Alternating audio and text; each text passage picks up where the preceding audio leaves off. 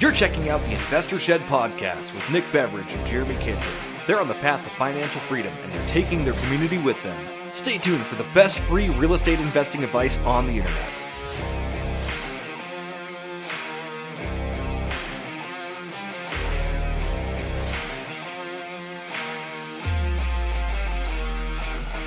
Welcome to the Investor Shed podcast. My name is Nick Beveridge, and I'm here with my co-host, Jeremy, the Flamingo Man Kitchen. How you doing? Nick, doing so well. How you doing today?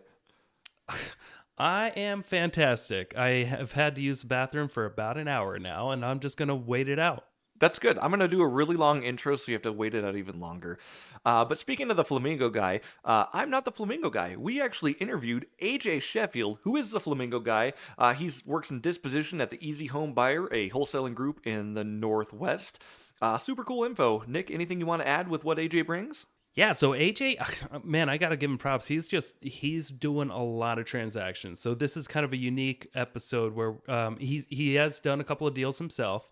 But we're going to be talking to a guy that is the Dispo King. He's in Dispositions for a very high-functioning real estate investing group out there. And he's going to tell us all about his job and what he does and his experience so far. And it's going to be fantastic. So strap on your Flamingo shirts and let's get to it.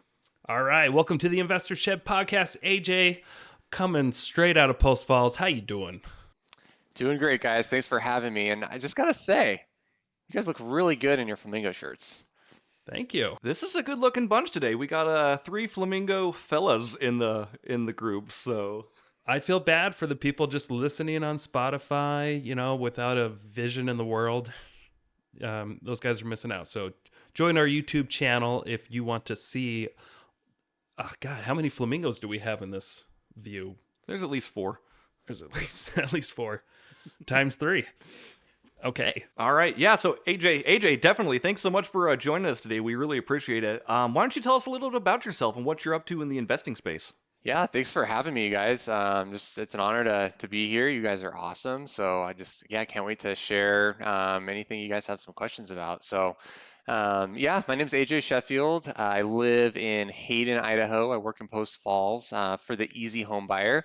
I am the Dispositions Manager here, which basically in a nutshell means that I sell wholesale deals. So I can be a pretty popular person for investors looking for a deal because, we come across usually a couple deals a week. Born and raised here in Coeur d'Alene. I never left. It's been home for me forever. Why would you ever want to leave this beautiful place? It's amazing. The people are awesome. Places to go hiking and hunting and all that kind of stuff. Happily married, 2 kids, a couple toddlers. So, when I get home from work, it's like, I'm full dad duty and husband duty, and that's kind of my life and the reason why I do everything I do. So, thanks again for having me, guys. Yeah, absolutely. I know you're a busy guy, so thank you for taking the time with us. You're kind of in a unique position because you're like on the front lines of doing a lot of deals, like probably more than anyone in the North Idaho region. Those deals come through you and then they enter into the investor market. And I'm just so curious to get a sense of what that's like because you don't just work for the man. You also, I know you invest yourself too. So you earn your right being here. But give us a little bit of a taste of your background, like what first got you invested or what first got you interested in working for real estate investors, and take us along your journey if you don't mind going back a few years. Yeah, absolutely. So I've been in the real estate investing world, at least working for investors for the last about 3.5 years now.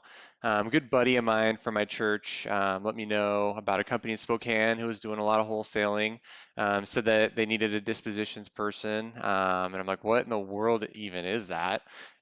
He's like, basically, like you sell deals, like you're not, you can be a realtor, you don't have to be a realtor, like just, assignment of contract type of thing. And I'm like, sounds really interesting, kind of a sales role and things like that. So jumped into that. I worked for that company for about 1.5 years, and I've been with here at the Easy Home Buyer with Chad ever since. and had the opportunity. I've sold about I want to say about 150 wholesale deals. So between the two companies in about 3.5 years. So a lot of experience there. It's been really a great opportunity to talk to um, a lot of cash buyers in the area, make a lot of really good relationships. I've done a couple flips myself up to this point. I did really super well on the first one, really super not well on the second one. And so that's, kind of hitting buying at the peak and selling on the the downside of that. So that's been interesting, but it's been a fun journey. I love investing. Just because I lost on this last one doesn't mean that I'm not gonna go and buy again. And so, but yeah, that's kind of my investment journey. Before I started working for the other wholesaler in Spokane at first, like I had no experience in real estate whatsoever. So everything I've kind of learned has been just through my employment, and I'm in a really special position to where like I can have a steady job, and then also like invest on the side as well. So it's kind of like the best of both worlds in my opinion. So yeah. Yeah, perfect. Thank you.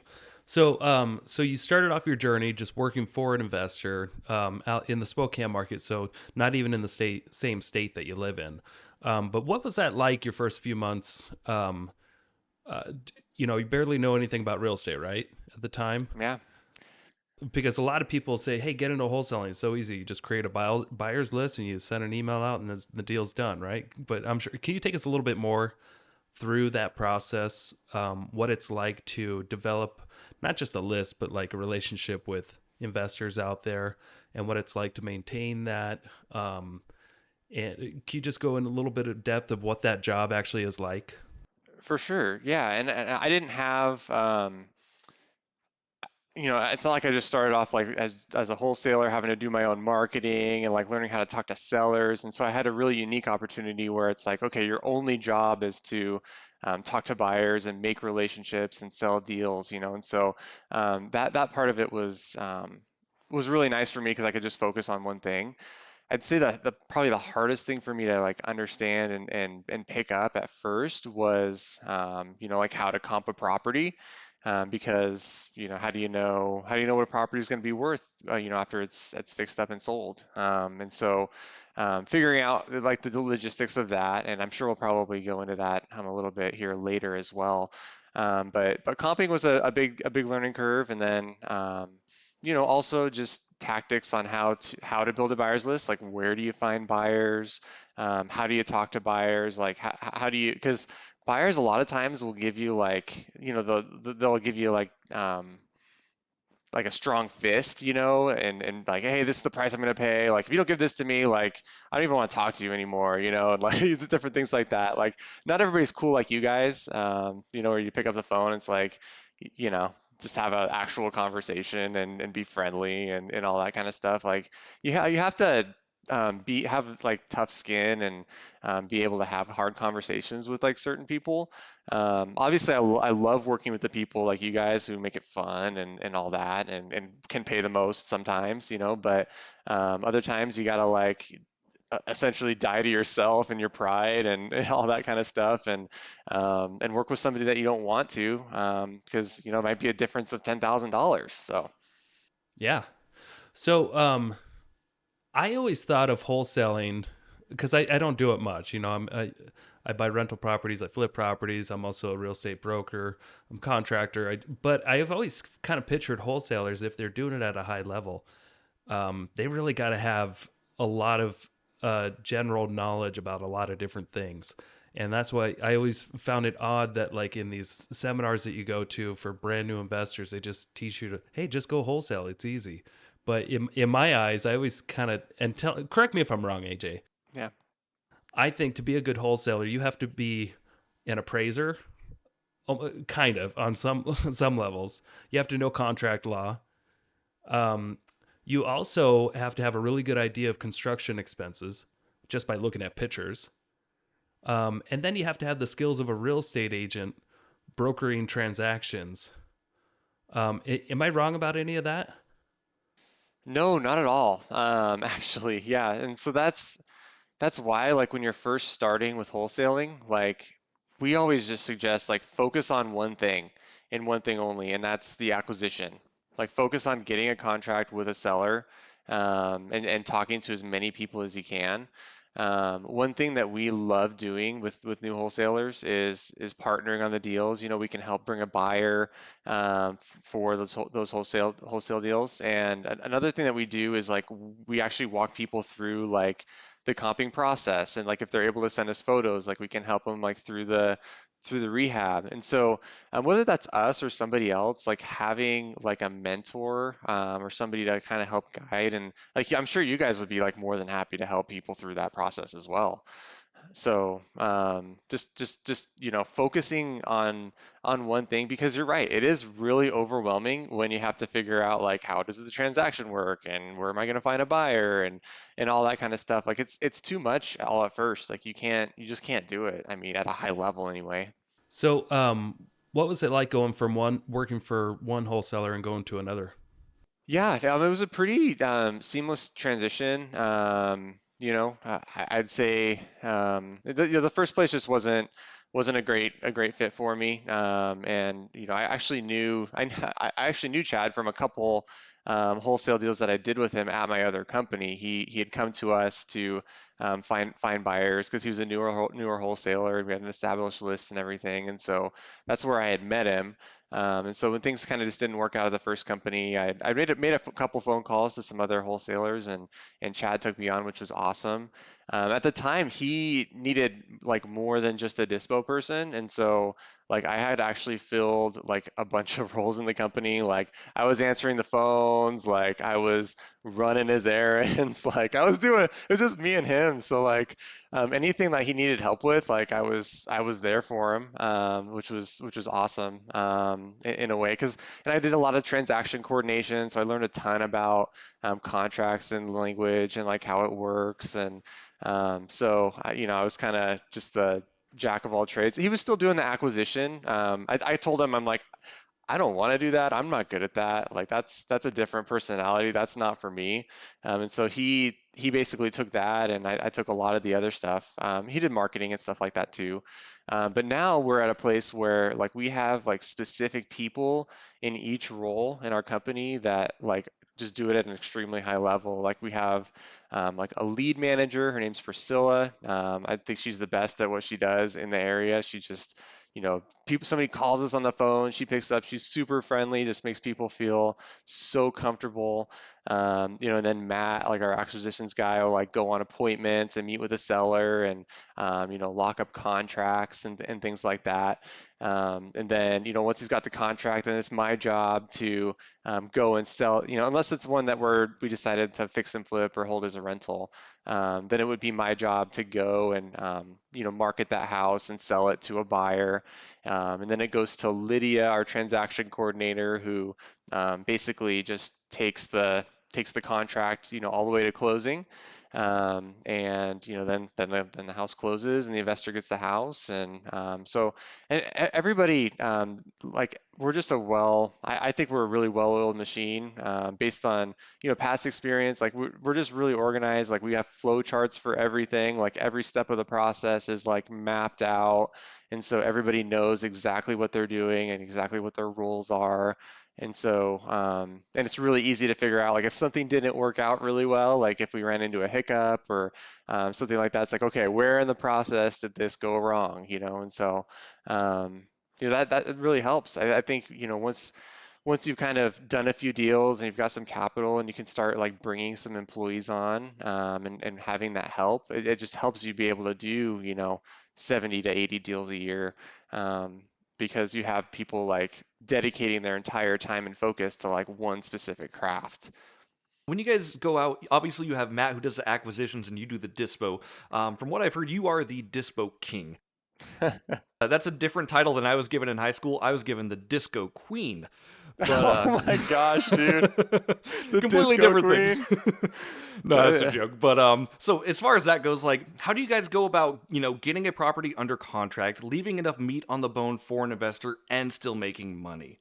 Yeah, so I mean, when we get a lead, like we have, like Priscilla, our lead manager, will take initial notes on the property, and then from there, like I'm the one that goes and I comp every property that we have appointments for, and so we'll get all those comps in for Matt, and then I'll basically give him like a maximum allowable offer. We call it a MAO. And that's usually 75% of the ARV or after repair value, minus whatever repairs that we think the house will have. And generally speaking, I mean, most any repair is going to be around 50,000, kind of as an average. And so I'll kind of go through Priscilla's notes, and if it seems like it's a little bit more than that, if it's in like rough shape, I'll just kind of take a stab at it, because we don't have any pictures or anything yet. And so Matt can kind of adjust that number after the walkthrough, if it's a lot nicer than we thought or a lot worse than we thought. And so basically, yeah, we'll give them the max. And then we also subtract out in our offer price our wholesale fee. And so in our calculator that we have, which I'd be more than happy to, if you guys want to post a link for this, be happy to share this calculator with anybody who'd be interested. It just gives you that 75%, minus the repairs, minus the wholesale fee. And the calculator will show you like what your profit on the deal would be, like if you flipped it. Obviously, like if you wholesale it, you can kind of do the math in your head and figure that out. But we typically shoot for like a $20,000 wholesale fee on our max allowable offer. And if Matt can get it a lot less than that, obviously our wholesale fee will be bigger. Sometimes we let them go a little bit higher on the max allowable offer if the house is like in really good shape, because like our buyers will pay more than 75% minus repairs if the house just needs like paint and floors and it's a really easy rehab. They might pay 80 to 85% of ARV minus repairs, because maybe they're holding it as a rental, or there's a lot of different things. People look at deals differently, and so yeah, so that's essentially how we'll analyze them, and how we run our numbers. It's a pretty easy formula. I know you guys kind of do the same thing, right? You could do like 70% of ARV or something like that on yours.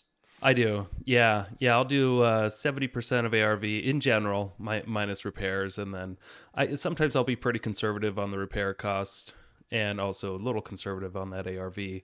And then this year has been a little tricky because I mean, almost every month it seems like we've had values come down a little bit. So I've had to make adjustments for that if they're in a bigger price point versus a more affordable price point. Totally.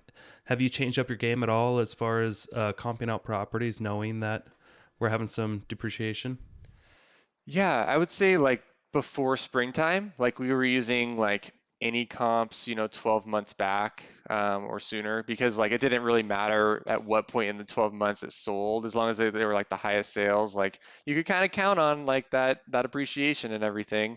Can't do that anymore. That's why I got hit so bad on on the flip that I had, is because the market's come down. We've seen, 20 to 25% since the spring, at least in Spokane.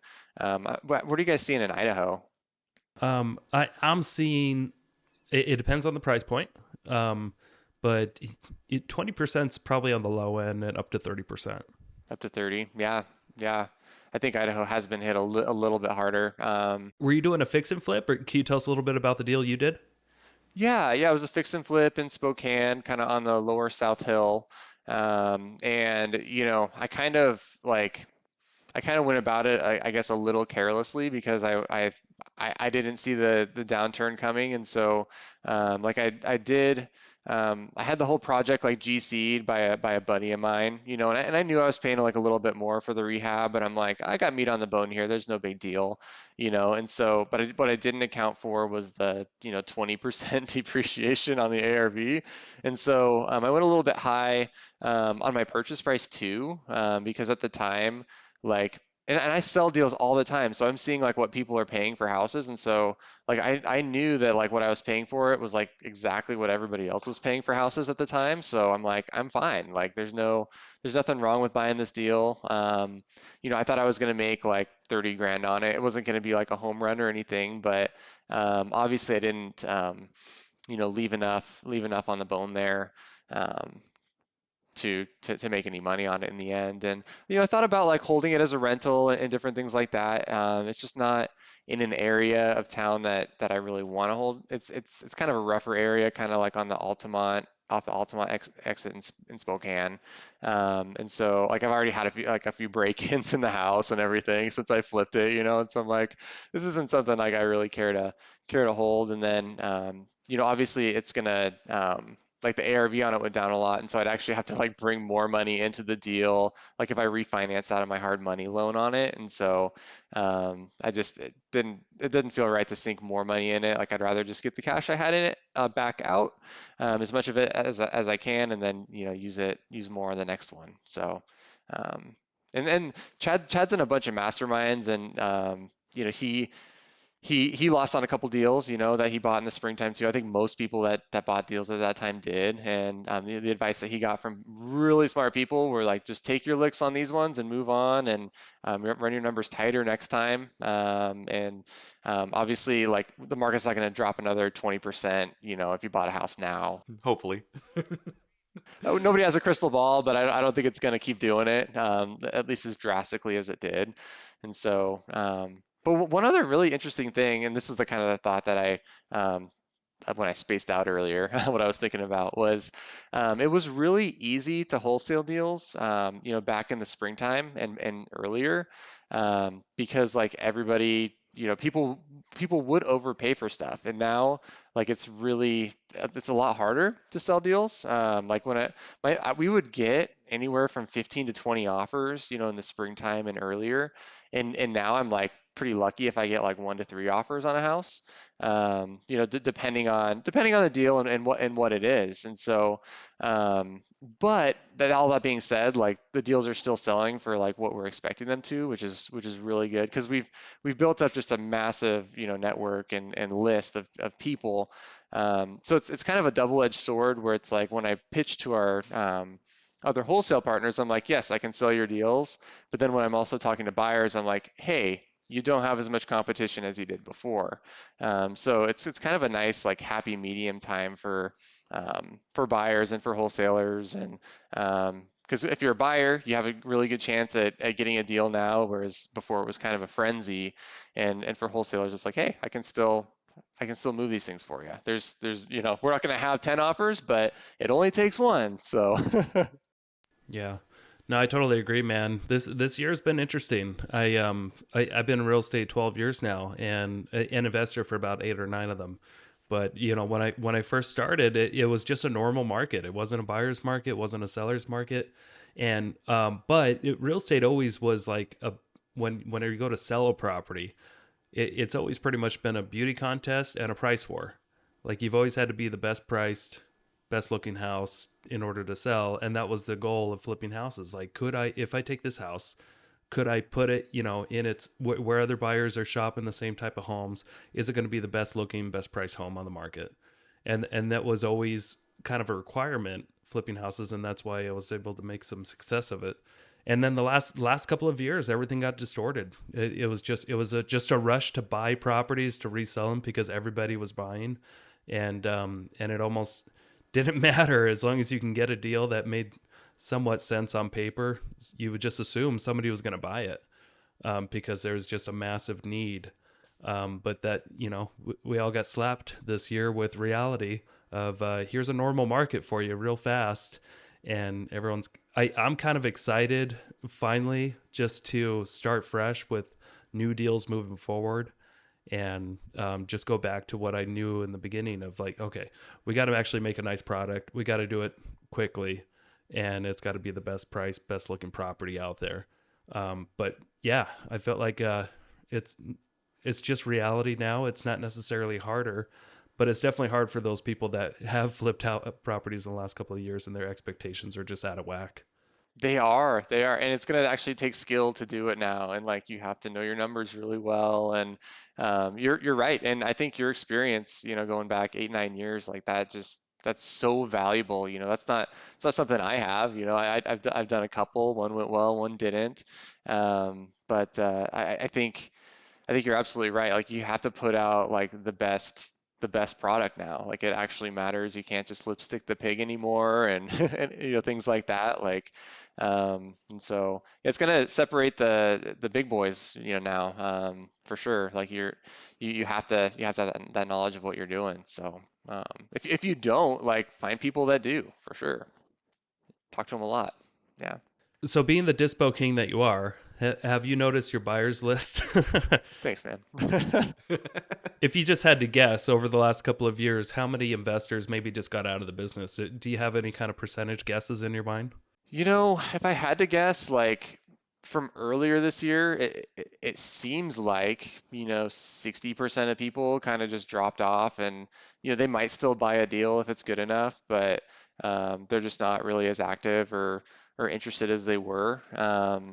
It's it's obviously kind of sad to see, because I like talking to as many people as I can, but what I do see is the people who are buying now are extremely gung ho and interested. And I know, like, for us, like a big thing now, because we've seen a lot of, just competitors in the area kind of like scale back, lay people off, and kind of, or close their doors completely.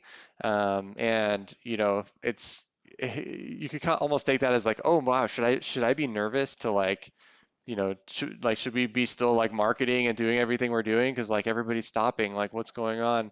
But we see it as more of an opportunity, and less competition now, than there was before. And so I think, if you're just looking to get started in this industry, it's a great time, because a lot of people aren't doing it. So you don't have that insane amount of competition to buy a house as you did. Sellers have a little bit more of a realistic expectation on their price. We've had a lot of people lately call us on their listed properties, just saying, "Hey, my house has been sitting on the market forever. I need to move to Texas. Like, I need this done in like 3 weeks. Like, what can you do to help?" And so there's, you know, I would just encourage people, whether you're looking on market or off market, just put as many offers in as you can on houses, because you never know. I mean, if you're looking at something on the market, like, you shouldn't be putting an offer in like more than like 50 grand under asking price, for most anything. Like, because that's where you're going to actually build in, like, your profit margin on a flip. You can't pay market value. Even right now, like, you can't pay market value and expect to make a profit on a flip. You could do that earlier, like in the spring, but just not anymore. Hmm. Different time for sure. Speaking of like when the strong survive and everything like that, you guys help a lot of other investors with their wholesale deals as well. So other wholesalers can come to you and you guys can actually dispo them and get them sold, right? Absolutely. Yeah, that's a big push in our business. Like, we just, like, genuinely just, like, love helping people. And I mean, we spent like the last 3 years just building this list up of people to sell deals to. And it would be kind of dumb if we didn't, like, share that with people. And so what we've noticed with that too is, like, I've had quite a few people who, like, they had a few buyers in their pocket, maybe 20 to 30. They've kind of run it by them. They just didn't get an offer that they liked. And so they've come to me and they're like, "Hey, AJ, like, I got an offer here on this house for 150. Like, but I really want 160. Like, do you think there's any way, And I'm upfront and honest. Sometimes it's no, and sometimes it's yes. But when it's yes, and, I can help that person get 160, and, we might make like 5 grand on it or something little too. But, if it helps them make an extra 10 grand at the end of the day, like, just for, using our list. And, it is like a beast, like, to build a list. As like, our list is 1,800 people, to be totally upfront and honest. And so, like, every time we have a deal, it's 1,800 people who are open. We send everything out with MailChimp, and so you can see, like, what your open rates are. And we have about 50% open rate, every time we send an email out. So we know that 900 people are seeing it You said you have almost a 50% open rate on emails. on emails. Yes. That's pretty substantial, Hmm. especially these days. Yeah. Yeah, and I think it's because when you have just as much volume going on, and that's another reason why we love JV deals, is because we just keep putting out, more and more for people to see. Yeah, I think industry average, is probably like 20 to 30% or so. And I can't explain why it's different. There's some like small tweaks you can make if you're really into this stuff and you have a list of your own. I know if you put like, tags in there for like their first name, like in the email. Like if you mention their first name like 2 or 3 times, like it helps the email like not go to spam, so it's like a better quality email, not putting too many pictures in your email so that it takes too long to load, different and not too many links, like which we put a lot of links in our email. It's kind of a necessary evil, so to speak, because you want people to have a link for the comps and a link for the photos and a link to submit an offer. And, there's those ones that you can't really get around. But I think your open rates can get a lot better if you just make a few of those small tweaks for sure. Have you noticed your open rates go up or down this year, or have they not really changed? The open rates really haven't changed. I'd say like the click rates kind of have. They're down a bit. I think like our click through rates are around like 8 to 10%. So of the people that open it, 8 to 10% are actually like clicking on something within the email, whether it's the link to comps or the link to the photos or an offer link or different things like that. So the clicks really matter. It's kind of like our call to action, so to speak. And, I can go in there. This is pretty common knowledge for MailChimp, but in case you didn't know and you have it, you can actually go in and see like, okay, who clicked on my offer link? And so like if I'm not getting people like actually filling out the form, I can at least see who clicked on it and give them a phone call and be like, hey, I saw you clicked on my offer link. Like, are you interested in this thing or not? Like, if you are, let's go. So, That's pretty smart. I think half the time I click on that, I don't finish it. oh, really? Yeah, that's funny. I usually click on photos. Sometimes I'll click on comps, but I'm definitely like, ooh, what kind of juices JJ got going for us today? So, Nice, yeah. nice. Well, I think that's really smart because some people that buy real estate, they're just really busy, and they could click on that offer link and they can have it halfway filled, and then they get phone calls or they get distracted or pulled away and they just forget about it. So I think it's really cool that you actually follow up with those people. Yeah, and I don't always have, sometimes, I mean, we've got 5 offers and I don't have to go through and do that necessarily, especially if they're like at or above our asking price. But it is a tactic I use like when the phone's just not ringing and, you know, it is it's so different like because back in the spring like I never had to do like outbound prospecting with buyers and now I actually have to like be a salesman and like sell a deal, which is it's kind of it's kind of a weird feeling, but it's I actually prefer this because it just makes it like that much more like gratifying in the end that like okay I actually like put forth the effort and like you know like this deal sold because I actually tried. Yeah, yeah, no kidding. So would you say the ping pong table is getting used more or less this year? I would say it's the ping pong table is so important. It just you work 8 hours a day and you give it your all. You gotta have like 2 or 3 breaks during the course of the day and just destroy others in your office and then kind of put them in their place. So, um, yeah, actually, I Matt in our office is kind of the king. He's the ping pong king, so he'll destroy us. I usually beat Chad. We're kind of 50-50. But I'd say the plays kind of just stayed pretty consistent. It's a huge part of our like. It almost should be like a core value of our Hmm. company, really. That we play, at least 20 to 30 minutes of ping pong a day. Because I think it helps with productivity too. Like you can't just sit in your desk all day and expect to be productive. You got to get up and socialize and just our camaraderie here. That's one of the big things that like keeps me here is like I just love my team and I love like being around these people every day and what we do. Like our culture here is just like it's so fun. And I'm sure you guys have that like where you're at. You guys have a huge team. At Keller Williams there, and I'm sure that's what keeps you there, right? Yeah, of course. I mean, it's definitely the camaraderie, the friendships. But I think it's so cool that you guys actually have the space for a ping pong table, and you guys can actually like have fun and play together because that is something that our team is definitely lacking just because of short. We have maybe 2 feet of space available. And that's it. you know. Really? You guys have that massive like conference room. You couldn't put something in there? Oh, well, I mean, that's actually we don't own the office, so we can't really just start we can't just start tearing up the They're a place team with within the team, basically. So Okay, yeah. okay. I Don't own the gotcha. broker. Yeah, I appreciate that you thought that though. Yeah, I thought you guys were Speaking of having fun and everything like that, though, AJ, obviously you guys do the ping pong and everything. You're known as the flamingo guy too, the flaming guy. the flaming flamingo guy. If anyone follows AJ on Facebook or social media, you know that all of his posts are just super entertaining. Like you look like an approachable dude, honestly. Just you look like a guy who has fun and takes his job seriously and knows his stuff. How important is that to your culture as well?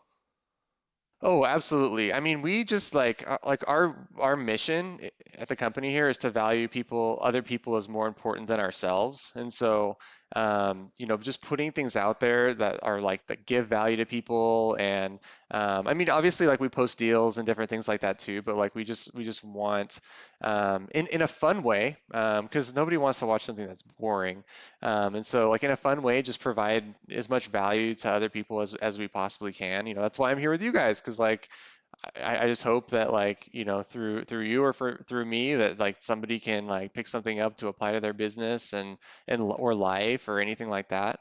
But yeah, the flamingo thing's kind of funny. So this actually started at my last company I worked with. Fridays were just kind of like a fun day in the office and whatever. And so I kind of wanted to take it a step further, and I actually had it's not this flamingo shirt, but it's another one that I'm just like, wow, flamingo. It's just kind of when I started thinking about flamingos. I'm like, flamingos are really cool. Like, and Fridays are really cool. Like, we should probably like break out like a Hawaiian theme, flamingo thing. Like, winters are so long and like drawn out and boring here. Like, how fun would it be to kind of like bring some color into this? And so I actually had started Flamingo Friday at my old office, and I was the only one that did it, and nobody like wanted to join in, and like I felt like kind of all alone with it, like a crazy guy, and so it didn't really ever take off, and I didn't do it like every single week, but it just kind of, it's kind of passive, and so kind of brought it in to Easy Home Buyer here, and kind of into my social media, which I wasn't doing any social media back then. I didn't see any, value there. I didn't really know what the value was, and so now I'm kind of seeing that a lot more. I've been kind of more active in the last 6 months than I ever had been before, and so. Yeah, so Flamingo Friday, no, nobody in my office actually does it either, really. They Boo. kind of do like every once in a blue moon. Priscilla, our lead manager, it was her birthday on Friday. I was actually, this last Friday, I was sick and out of the office, but she did take one of my flamingos in my office and started banging a piñata with it, and it was Friday. So, I mean, she was kind of celebrating Flamingo Friday in her own way, which was awesome. And so, yeah, I just see it as like kind of a fun way. Like it's kind of a thing. Like I have people send me messages all the time, like, "Hey, I saw this flamingo and I thought of you," and it's like it's so fun just to have a thing. And like if I go into like Ross or something like that, and I see something flamingo, I'm like, that is for me, like that is just totally for. And so I buy every flamingo thing I can, and I don't really know if I even like them that much. It's just kind of like you pick something and you make it your own, and yeah, it kind of helps. Like, I hate to like build your brand type of thing, but I mean, at the end of the day, it's kind of important. I'd say just so people kind of know you and can trust you and relate with you. And I want to be approachable, like, because I genuinely like want to help people. Like, I have 2 coffees a week that I try to hit, with people, and so just to whether it's a wholesaler or a new investor like cash buyer or realtor or anything like that, like and I don't do it like to get anything out of it. If I do it, that's great and super nice. But like I genuinely like just want to, set aside time to help people. And so, if that's just through funny flamingo post or through something actually like beneficial through business, like however it can be, I'm super game. So It's awesome. Speaking of posts, by the way, Oh no, what? Well, no. Well, so I'm a dinosaur. I'm only on Facebook for now. I keep threatening that I'm going to get Twitter and all the other things. But I'm curious because you do a lot on Facebook at least. Do you venture off into other social media platforms? And what seems to work the best for you as far as connecting with your community of investors?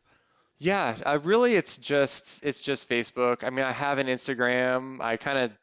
I'm everything I post on Facebook, I post on Instagram too. Like there's no like exclusive, whatever. I think most people probably do it that way. Um, I, I haven't really built a following on Instagram. I think I need to use hashtags more and things like that. Jeremy could probably give me like a ton of tips on like how to build that out. I haven't done it super actively, but we do, and happy to post a link to this in the afterwards as well. But we do have a Facebook group that we moderate of investors, contractors, hard money lenders, kind of in our inland northwest area here. If you're not a part of that group, it's great. I mean, you can make a post and say, "Hey, I'm looking for like a contractor to do this. Who knows somebody?" And you'll get 4 or 5 comments and enough to hopefully bid out your job. Or like, "I'm looking for a wholesaler. I'm looking for XYZ." And so that's been a big thing for us. Just to kind of and I went through and like I have like a friends list of like 5,000 people, so like I went through and invited like every single person. And so like I'm in a way like we're just kind of like sharing like the network that like we had sort of built in a way with everybody else. And like we don't, sometimes we can benefit from it, most of the time we don't. It's like other people talking to each other, and it's great. It's super super helpful, I think. One other thing, I think that the meetup that you guys do, obviously people are listening to your podcast, like your meetup is amazing. I had the pleasure of going once, and anytime you can like network with like-minded people, and your network is your net worth, is what they say. And a lot of times you're 1 or 2 people away from just something like really big in business, because like somebody can tell you, like even if it's just something small that you can apply to your life, like you got to be going out and doing those things. If you're listening to this podcast today, like that's a great step. Like, you're taking the steps to kind of better yourself and learn something that you didn't know before. And so that's super encouraging and great that you're doing that. So No, I appreciate that. Yeah, and I do strongly believe that your network is your net worth. And Facebook is just so amazing, no matter how much of a bad rep it gets. Like for our business anyway. I mean, just to be able to do a quick post asking for a certain type of contractor, and then you'll get like 17 responses of people that really want to help you out. It's such an incredible tool of leverage, and I'm glad it's working for you too. So, right on. Yeah. Good stuff. So I think we're kind of winding down here a little bit. AJ, I kind of told you some of our final questions here, but we'll start running through those. So what's one business or investing book that you recommend every single investor read?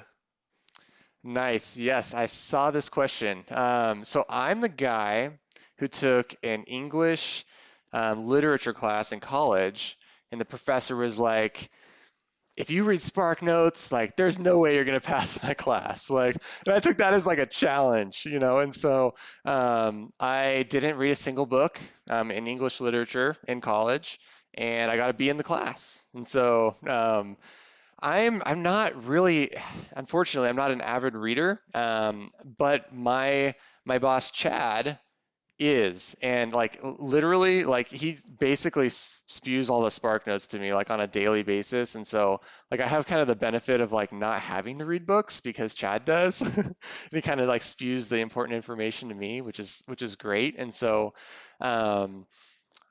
gosh, I'm trying to think of like I did have to read the book Traction when I first started. It was a required reading, for the office, and so that's kind of a great book on like how to like build your business and have systems and processes and different and get organized and different things like that. So if you're just kind of starting a business, I would recommend that book. I really enjoyed it. I find I really do enjoy reading books when I actually take the time to do it.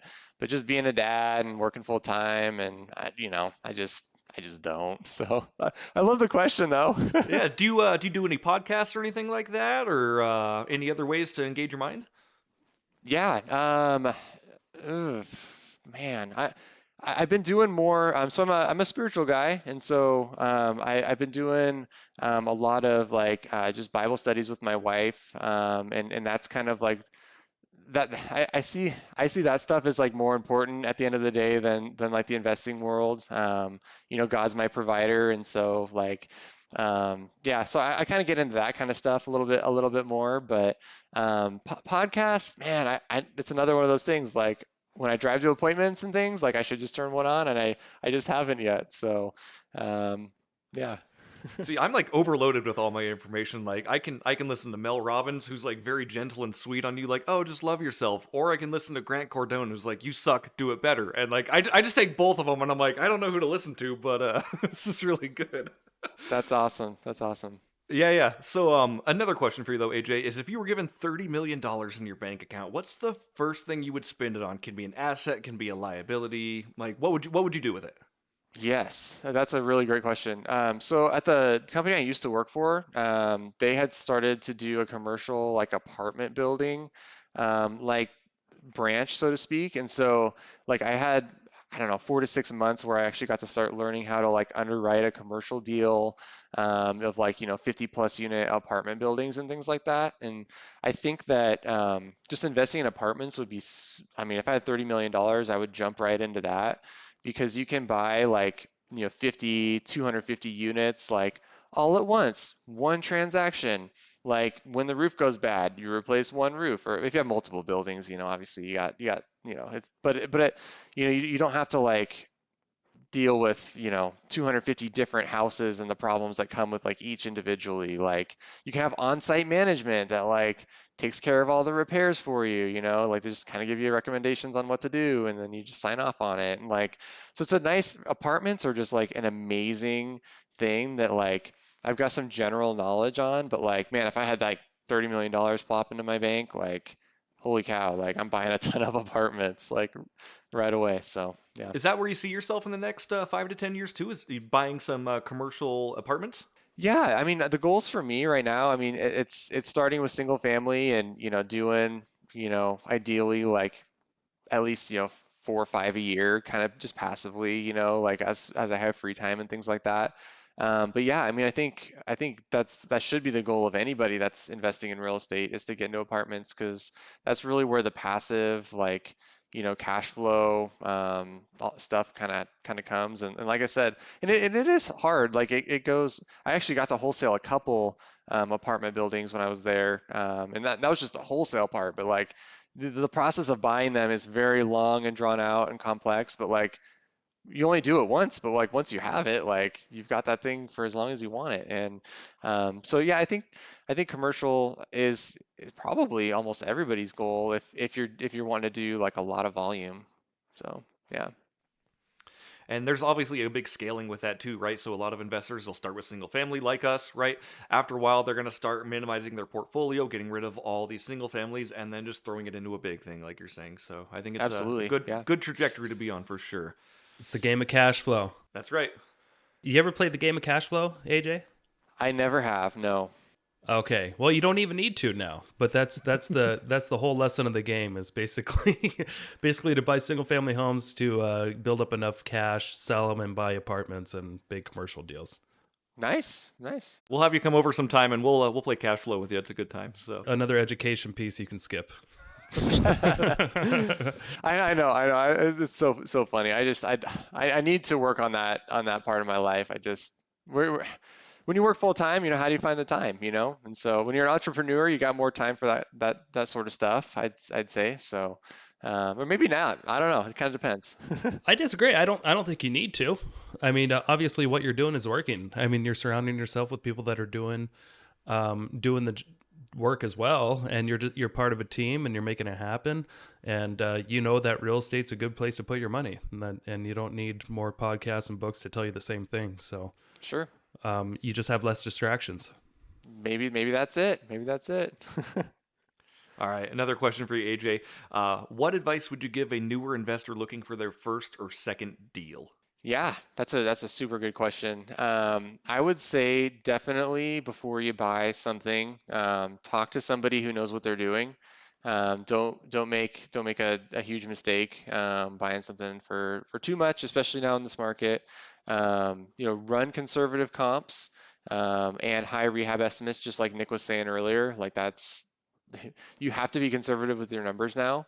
And so, and then, find a good, couple other things, find a good hard money lender.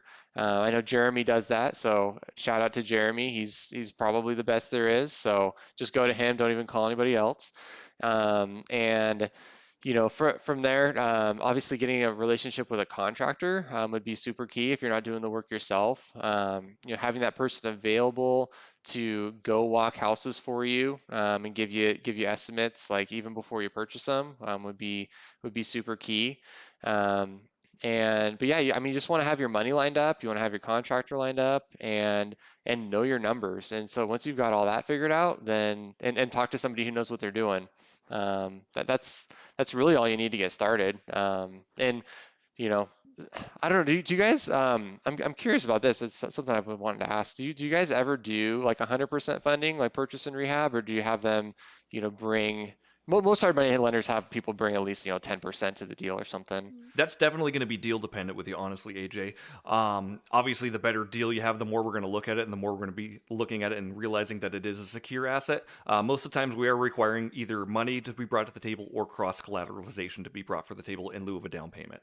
Sure. Yeah, that makes sense. Yeah, and you guys have to protect yourselves too. Absolutely. I mean, like, and there's definitely something in there when somebody's invested in a deal, right? Because if you're not invested at all, like, it's easy to walk away from a deal, and we know that from experience.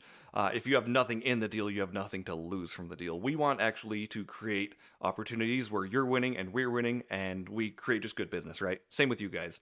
Yeah, yeah, I love that. Yep, and then something else too, like with you guys, like with you giving the shout out to me, thank you for that. But I would recommend people to actually come talk to you as well. Come get coffee with AJ.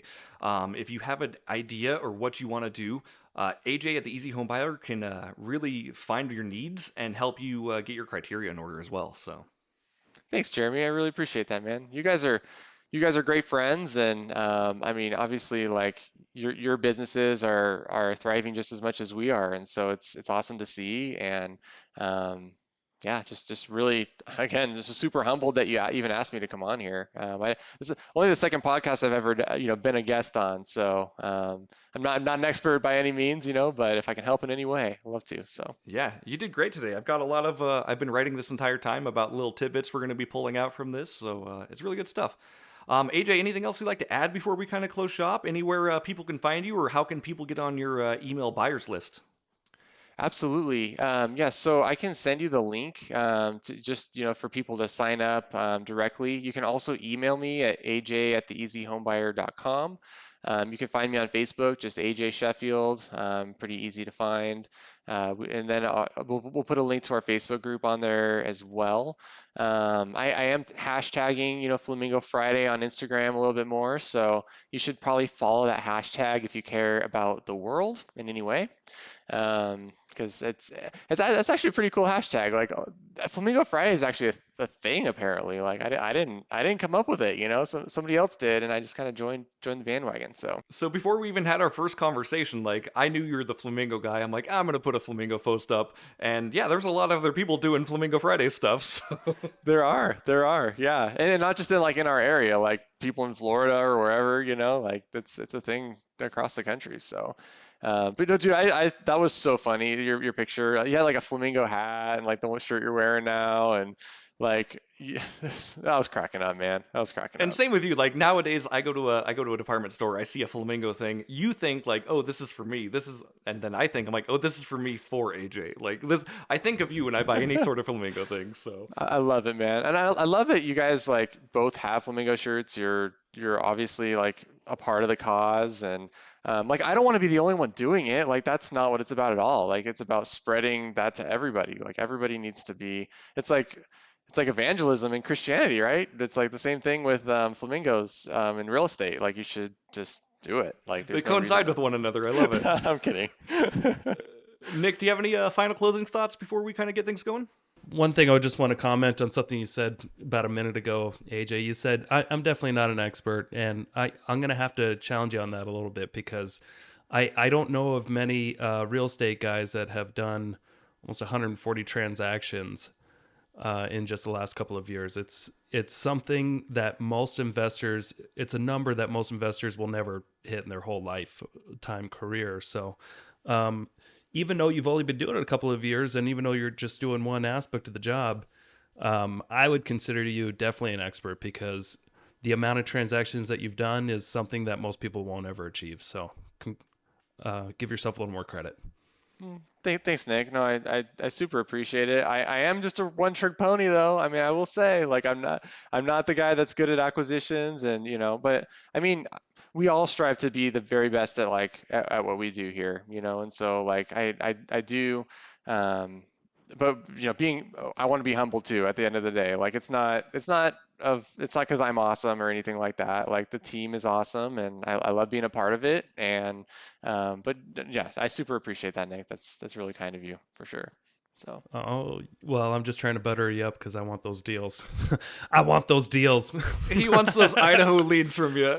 buyers do that to me all the time. They're like trying to find all these things about me. They're kind of like trying to reverse it on me and butter me up and stuff. So I guess I'm I don't want to say I'm used to it, but Right. End of the day, though, you got to run a business.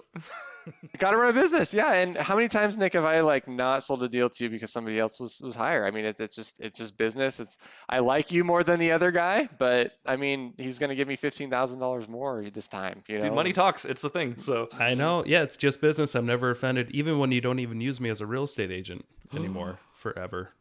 No, I'm just kidding. I mean, let's talk. Well, let's talk. I'm going to give Chad a call. I know. I'm joking with you. AJ, any final thoughts before we kind of close up today? Yeah, I just want to say that you guys are amazing again. I just want to thank you so much for having me. I always like to like have a joke or a clever pun or something like that. I mean, every time I send out a wholesale deal, I think today was like ho ho Hogan, for Christmas, and so maybe I'll leave you with that, I guess. And definitely everyone listening, get on AJ's buyer list, because he provides a lot of deals. Him and the Easy Home Buyer, Chad, they bring a lot of deals, and they're actual deals. You just got to look at them and see how they work for you. So, thanks, man. If somebody wants to get on your buyer's list, what's the easiest way they can get on? The easiest way is just send me an email, aj@easyhomebuyer.com. We can also put, like I said, put the link in here. That's super easy too. Message me on Facebook. There's no excuse. If you want to be on the buyer's list and you can't do one of those three things, then I got nothing for you. So, and it's free. It's free. Yeah. Awesome. Well, thank you, AJ. Thank you, Jeremy. We're going to wrap it up here. Everybody have a Flamingo Monday anticipation of Friday. I'm closing it out awkwardly. Sorry. That's what I do. Bye.